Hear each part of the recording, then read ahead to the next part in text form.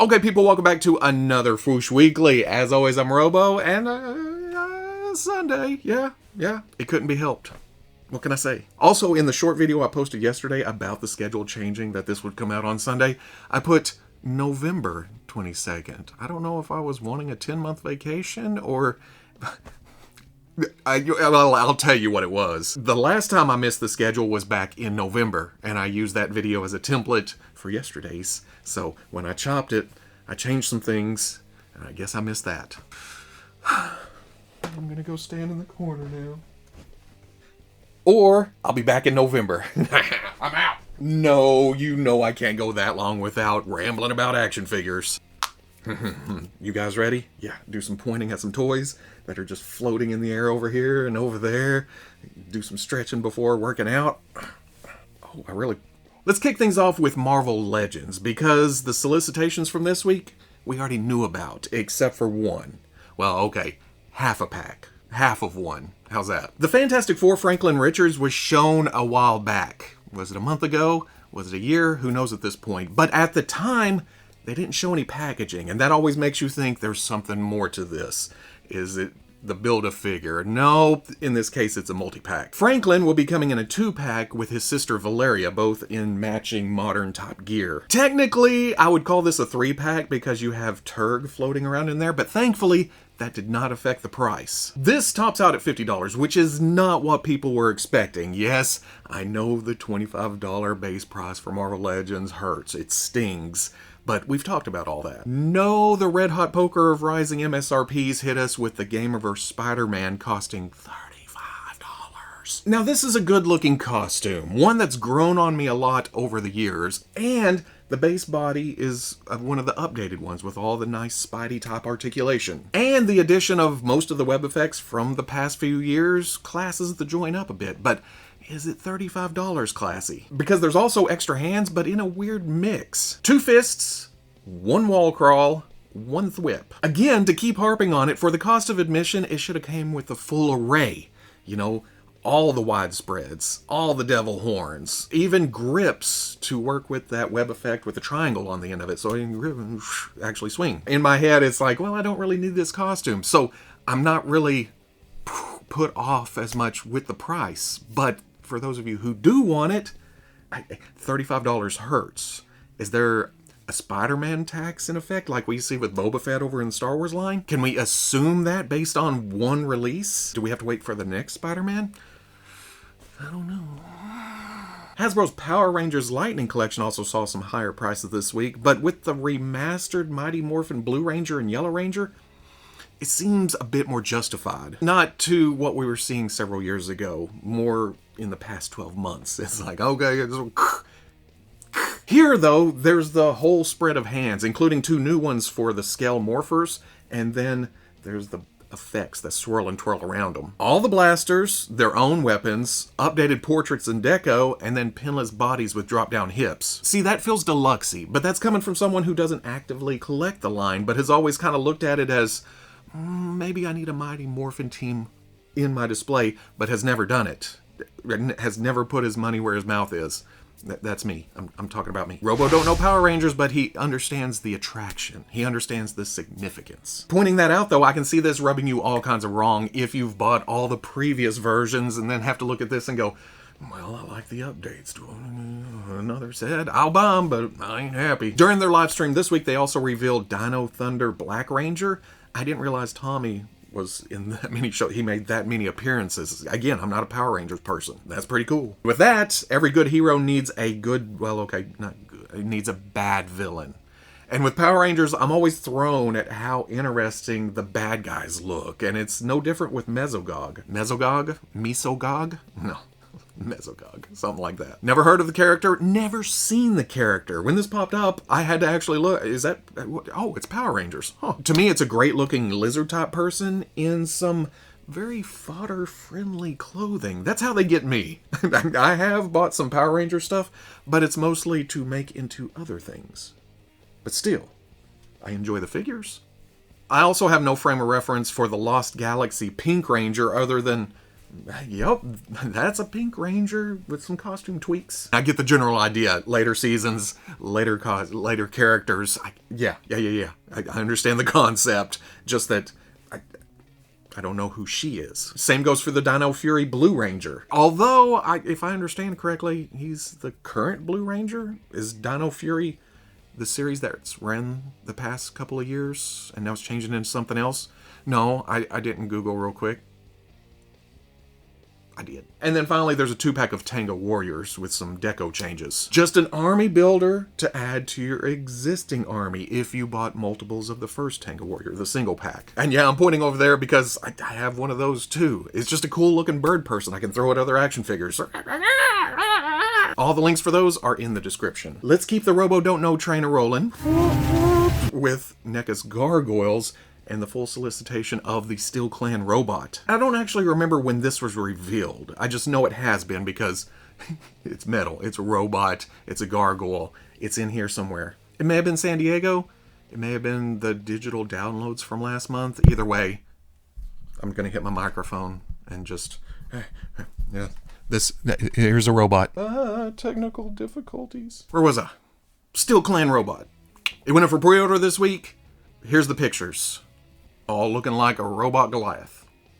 Yep. Well, okay. I know the main characters, even though I get the names mixed up once you get past Goliath and Hudson. I remember Hudson because he has the beard. That may be my favorite character. Just based on visuals. I need to go back and watch that cartoon. I hit a microphone and I just get all thrown off. I need to get back. Okay, here we go.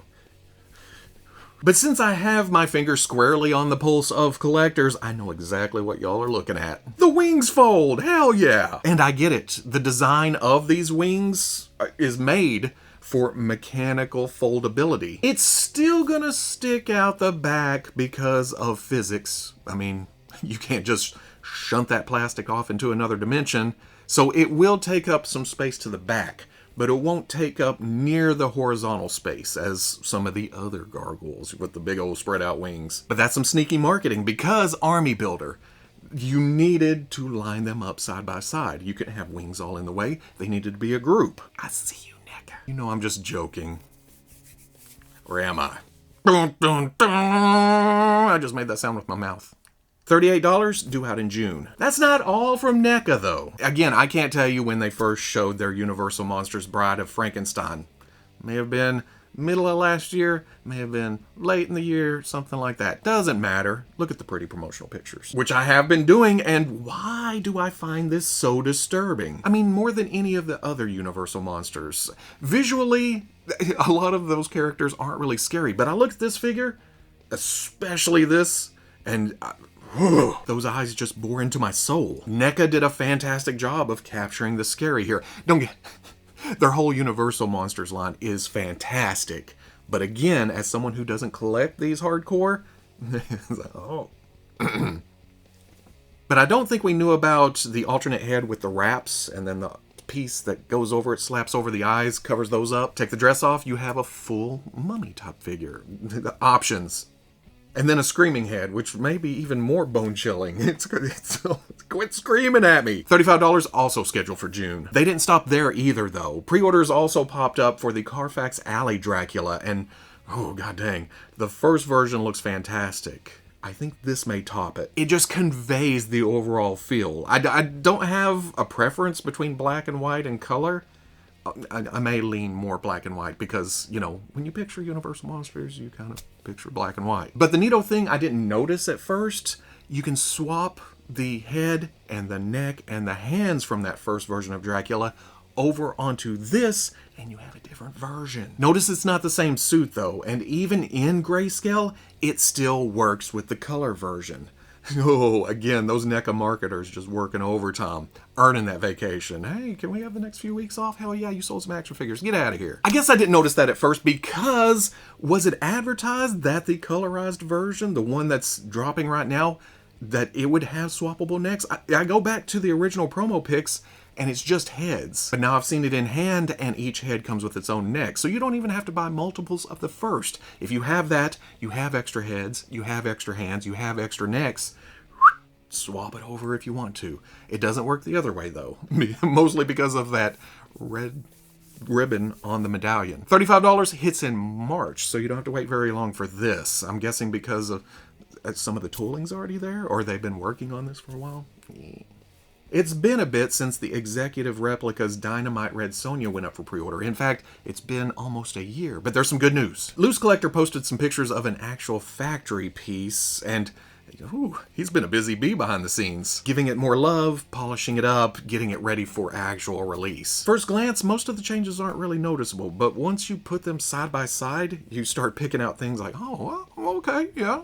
Reduced head size, more flow to the hair, brought the head down slightly, tightened up the chest armor. Slight thickening of the body, closed some gap, improved the skin color, and moved the thigh joint. That last one's cool because it's almost Loose Collector's trademark that he moved the thigh swivel down to a rounder part of the leg where it wouldn't break up when you swivel it. But you see that band around the upper thigh and you think, that would have been a perfect place to hide the joint, and that's what he did.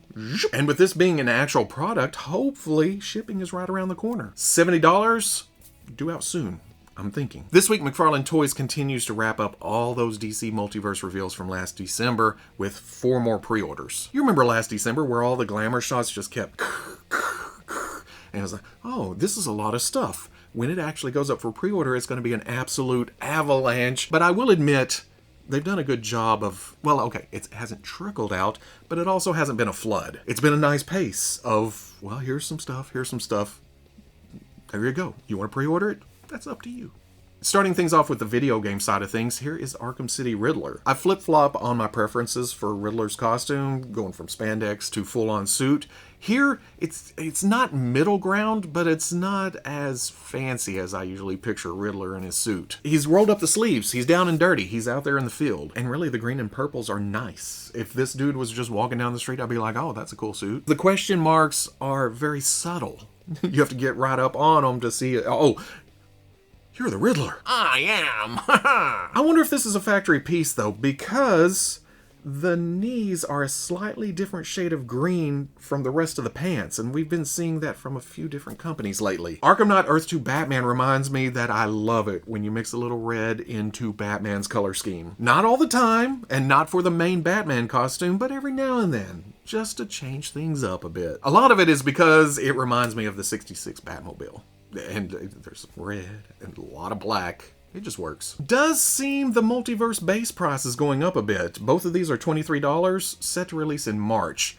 Todd held out as long as he could, but things catch up. Whoa, don't run off yet. There's also a couple of Mega Fig pre-orders this week. I still don't know what a Fulcrum Abominus is, but the more I see it, the more I like it. Pretty self-explanatory once you stare at it for a while, though. There's design elements of different league members smashed together.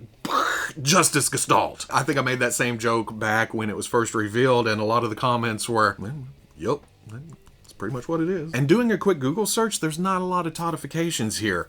What you see in the comics is what you get in plastic. Looking at this, you would think, Todd, come on now. But it's not. That's the comic. But I think my favorite multiverse figure this year, saying that 3 weeks in, is Calabac. I know you get tired of hearing it, but I just love those big old figures that you can fudge into any scale. This is going to be a big bulky bastard on your multiverse shelf. If you take it and put it with DC Universe Classics or Icons, even more of a brawler. And it still fits. It's Calabac. I ain't no Calabac girl. Why did that just shoot into my head? Stop it. Stop. And while it's Darkseid War, with its modern flourishes, it still has enough classic flair to appease both old and new schools. I love costumes like that. The Megafigs are $40 a pop, also scheduled for March. Sticking with DC but easing into third party, here is the Muff Toys Protector of Metropolis. And I can already hear what you're thinking. Go ahead, type, make your comments, get it out of your system. I didn't name the company. I just report the news. I don't make it. But I'll wait. Go ahead. What's everyone else doing? Everyone cool? Yeah, this Sunday thing's weird, but I don't know. I kind of like it too. Looking at this, it's not the greatest cloth goods suit I've ever seen. But for some reason that adds to the quirkiness, the charm of Clark Kent. I mean, Kent Clark, reporter for the...